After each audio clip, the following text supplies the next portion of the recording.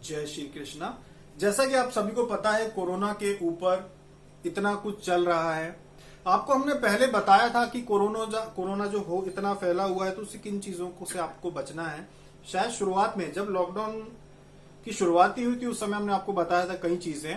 बहुत सारी चीजें नहीं भी बता पा रहे थे क्योंकि एक प्रकार से बहुत लोग मना कर रहे थे कि इस विषय में कुछ भी ना कहें। अगर कुछ भी कहते हैं तो इन चीजों पे फिलहाल में काफी विवाद होता है, इसलिए ज्यादा कुछ कहने की आवश्यकता नहीं है।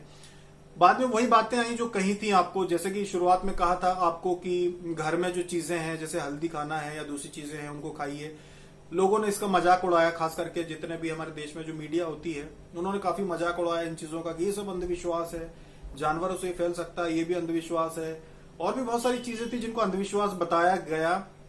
और बाद में फिर सारी चीजें जो है वही सभी मीडिया भी वही बताने लगे। वही चीजें जो है हमारे यहाँ का जो आयुष मंत्रालय है उसने भी फिर घरेलू चीजों को ही खाने का बोला। मतलब कुल मिला के हमारे देश में जो है मीडिया जो है उसका कोई भरोसा नहीं, कभी कुछ बताएं कभी कुछ कहें। कुछ भी जानकारी जो कहते हैं वैसा बाहर के लोग जो कहते हैं, जो खास करके हमारे देश के भारतीय जो दूसरे देशों में रहते हैं वो कहते हैं कि भारत में 99% जो जानकारी होती, खबरें होती हैं वो गलत होती हैं, वो असली होती ही नहीं है। सब दिखावा, सब झूठ चलता है, कुछ भी असली नहीं होता। जैसे कि पहले हमारे देश में जैसे ही कोरोना पहला लॉकडाउन शुरू हुआ तो आयुर्वेद को नीचा बता दिया, आयुर्वेद को गलत बता दिया। बाकी जितनी भी हमारे यहाँ पे पैथियां होती, चाहे वो होम्योपैथी हो, जितने भी लोग हैं सभी को गलत बता दिया कि सब अफवाह, सब झूठ है। बाद में फिर वही चीजें वो बताने लगे कि नहीं नहीं नहीं, जानवरों से भी फैल सकता है, नहीं नहीं हल्दी खाइए आप घर में अदरक खाइए, लहसुन खाइए। मतलब जिन चीजों को पहले नकारा उन्हीं को फिर बताने लगे। मतलब कहने का मतलब ये है कि आप कुछ भी कहें वो गलत है और मीडिया जो कहे वही सही है। मतलब कह सकते हैं कि मूर्खों की बहुत बड़ी बस्ती है भारत में, जो कि बस ये चाहते हैं कि बस वो जो कहें वही सही है, बाकी सब गलत है। तो ठीक है, ये सब तो होता रहता है, इन चीजों से फर्क पड़ता भी नहीं है। आज का जो विषय है वो ये है कि कोरोना से अभी जो इंदौर की जो हमारे पास खबर है कि इंदौर में क्या हो रहा है और इतने ज्यादा लोग क्यों बाहर आते जा रहे हैं जिनको कोरोना है। तो देखिए, लॉकडाउन शुरू होने के बाद भी इंदौर में एक बहुत बड़ा तबका था जो चोरी छुपे एक दूसरों के घर आना जाना उन्होंने बंद नहीं किया। बहुत सारे लोग थे चोरी छुपे एक दूसरे के घर जाना, खाने पे एक दूसरे को बुला रहे थे। उन्हें ये लग रहा था कि छुट्टियां शुरू हो गई हैं तो एक दूसरे के घर जा सकते हैं। तो गली मोहल्लों में पास में घर होने की वजह से एक दूसरे के घर जाना, खाना खाने जाना, उनको बुलाना, उनके घर जाना बहुत किया उन्होंने। सारा दिन एक दूसरे के घर बैठे रहना, गप्पे लड़ाना, ये चीजें हो रही थी जिस वजह से कोरोना इंदौर में इतना ज्यादा फैल गया। ये इंदौर के सभी क्षेत्रों में नहीं है, ये इंदौर के कुछ गिने हुए क्षेत्रों में ये फैला हुआ है जहां पे लोगों ने ये गलतियां की कि एक दूसरे के घर आ रहे जा रहे थे।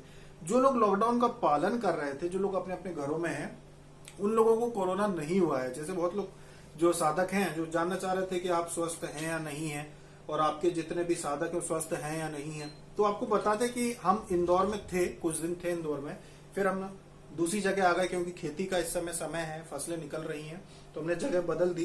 तो इसी वजह से, और इंदौर में हम ज्यादातर वीडियो बनाते नहीं है। जब इंदौर में होते हैं तो वीडियो नहीं बनाते क्योंकि वहाँ पे जो है शोरगुल बहुत ज्यादा होता है, वहाँ पे समस्या है, लोग बहुत ज्यादा होते हैं जहाँ पे हम रुकते हैं वहाँ पे। तो वहाँ पे अभी यही कारण है, इंदौर में फैलने का कारण यही है। दूसरा, जो लोग बैठे रहते हैं कोई काम नहीं करते, उनको कोरोना से बहुत बड़ी समस्या है।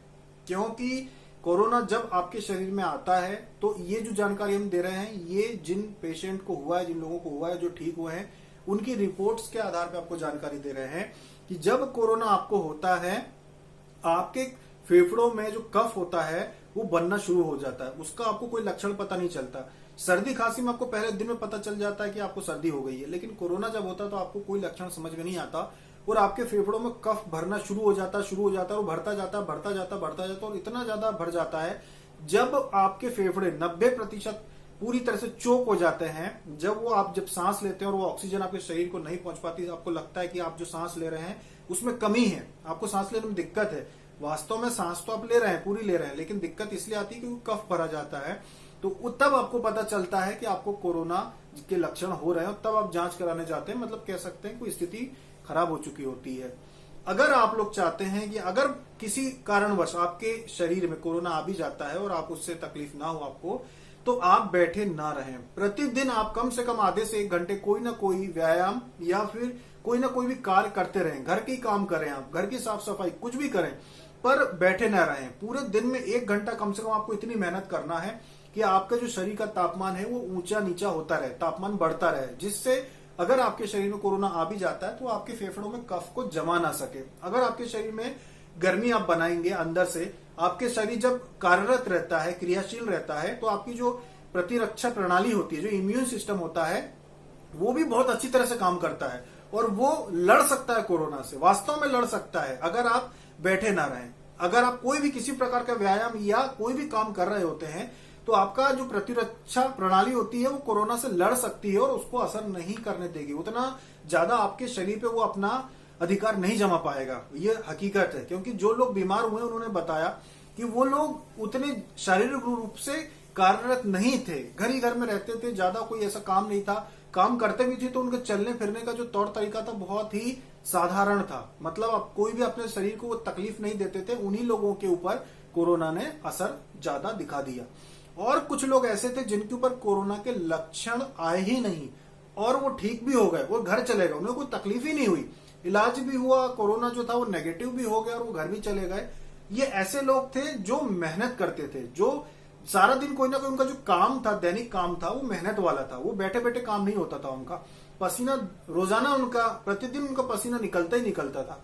तो ऐसे जो लोग थे उनके ऊपर कोरोना का असर हुआ ही नहीं, कोरोना उनके ऊपर किसी प्रकार के लक्षण ला ही नहीं पाया, उनके शरीर को इतनी पूरी तरह से जकड़ ही नहीं पाया, क्योंकि उनके पहचान के या रिश्तेदारी में कुछ लोग कोरोना पॉजिटिव थे, इसलिए सिर्फ उनकी जांच की गई और उसमें वो पॉजिटिव आ गए, क्योंकि कोरोना शरीर में तो आ गया था पर कोई असर नहीं कर पा रहा था वो, क्योंकि ये शारीरिक रूप से क्रियाशील थे, प्रतिदिन कोई ना कोई ऐसा काम करते थे जिससे कि उनके शरीर से पसीना निकलता था, कोई ना कोई ऐसा काम करते थे मेहनत वाला कि शरीर उनका ठंडा रहता ही नहीं था। तो इस वजह से उनके ऊपर कोरोना के आने के बाद भी ना तो लक्षण आए और वो ठीक भी होकर घर आ गए, लेकिन उनके ऊपर कोरोना का कोई असर हुआ ही नहीं। तो यही सबसे बड़ा रहस्य यही है, क्योंकि आने वाले समय में नहीं कह सकते कि कोरोना खत्म होगा या फिर वैक्सीन आने का इंतजार करना पड़ेगा, तो तब तक लोग घर में नहीं रह सकते।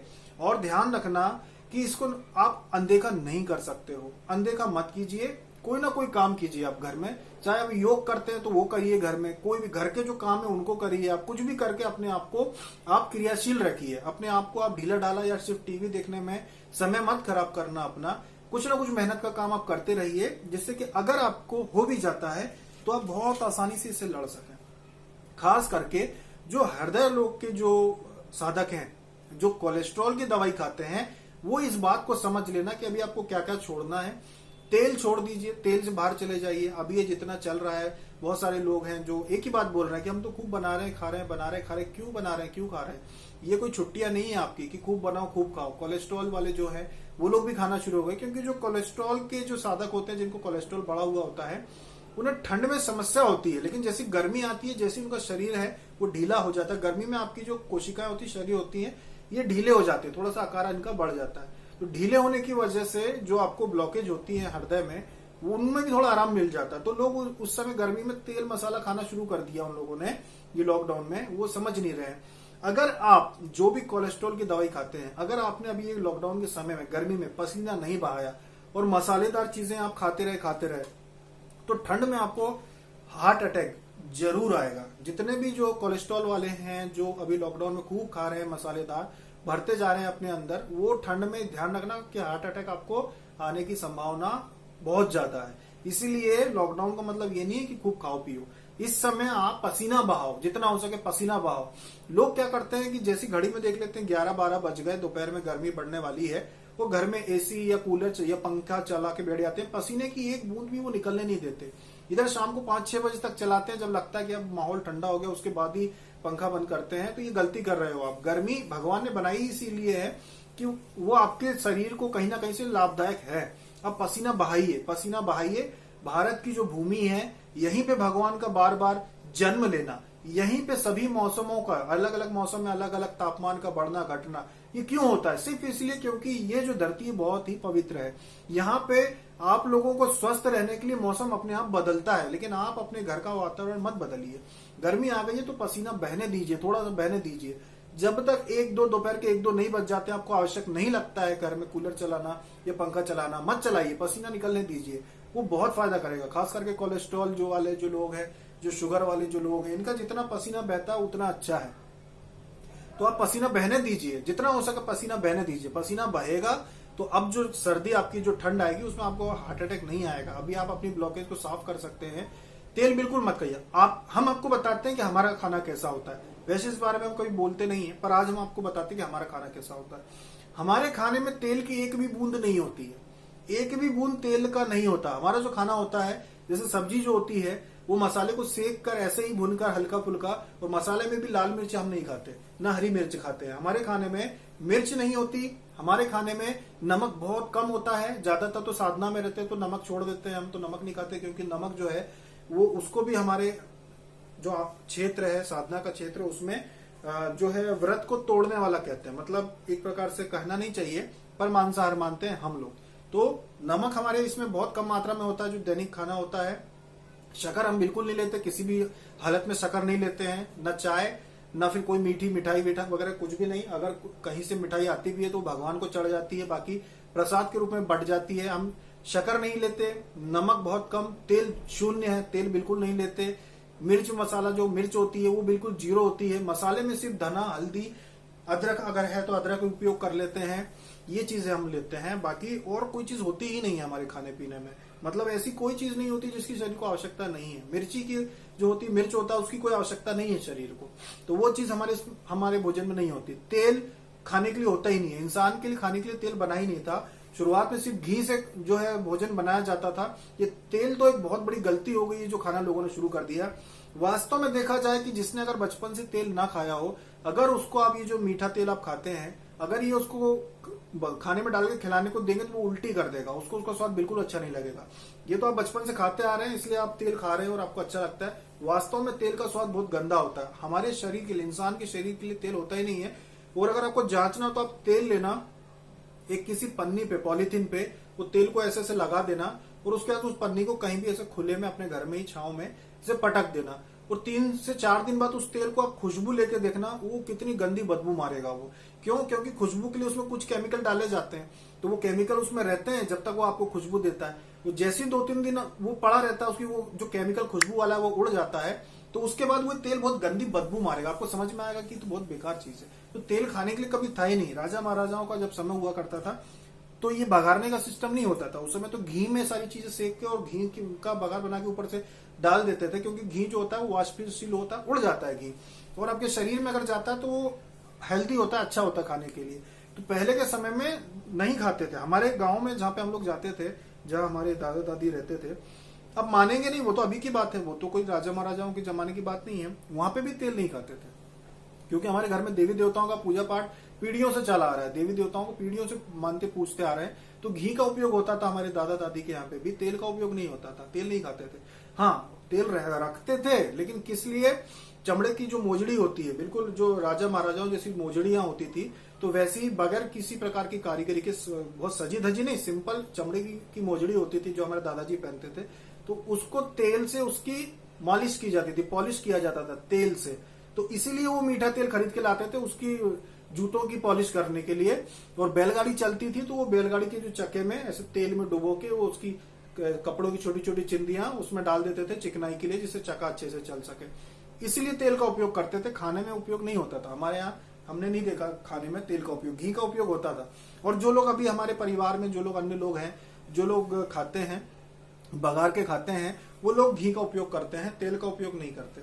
तेल का उपयोग शादी वगैरह में जब कोई बड़ा समारोह होता है वहीं होता है। दैनिक भोजन जो होता है उसमें तेल का उपयोग नहीं करते। तो जो भी साधक, आप लोगों को किसी भी प्रकार की समस्या हो, कोलेस्ट्रॉल की हो, किसी प्रकार की समस्या हो, अभी लॉकडाउन में ये तली हुई चीजें या जो आप देख देख के खा रहे हैं, एक प्रकार से मनोरंजन कर रहे हैं घर में चीजों को खा खा के, ये सर्दी आपके लिए बहुत खतरनाक हो सकती है। हार्ट अटैक की उस समय आपको संभावना हो सकती है। तो इस वजह से ध्यान रखें कि ये चीजों को अभी आप लोग सेवन ना करें, जिससे आपका आगे सब कुछ सही रहे। और सभी साधक ध्यान से सुन लें कि लॉकडाउन में जरूर है आप, लेकिन अब अपनी आदत बना लें कि रोज पसीना बहाना ही है।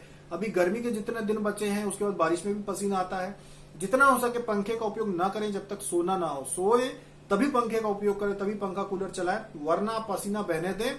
इससे आपके शरीर की विषाक्तता, जितने भी जहरीली चीजें आपने खाई है, पी है, केमिकल जो खाने के साथ शरीर में, वो सब बाहर हो जाएंगे, शुद्ध हो जाएंगे। आप पूरी तरह से, आपके अंदर जो भी रोग होंगे वो दूर होंगे, आराम मिलेगा। इससे थोड़ा प्रयास कीजिए आप। 1 महीने आप प्रयास कीजिए, आपको बहुत अच्छा महसूस होगा। जिनको सर में चक्कर आते हैं, गुस्सा आता है, तो बहुत जल्दी गुस्सा चढ़ जाता है सर में, आपको क्या बोलते हैं उसको, जो भी कहते हैं हाइपर टेंशन या ऐसा कुछ आता है जिसमें आपको हर समय चिंता बनी रहती है, सर चढ़ा रहता है, वो सब खत्म हो जाएगा। शरीर में जब केमिकल नहीं होंगे तो शरीर का तापमान अपने आप आपका शांत हो जाएगा, मस्तिष्क भी आपका ठंडा हो जाएगा। इसलिए अभी यह ध्यान रखें, दिन में कोई ना कोई काम आप जरूर करें और इन चीजों से दूर रहें, ये मिर्च मसालों से दूर रहें, तो आपका कुछ भी आपको हानि नहीं होगी। जो भी आने वाली ठंड है उसमें आपको कोई भी खतरा नहीं रहेगा और सब कुछ सही रहेगा। तो अभी तक के लिए इतना ही। जय श्री कृष्ण।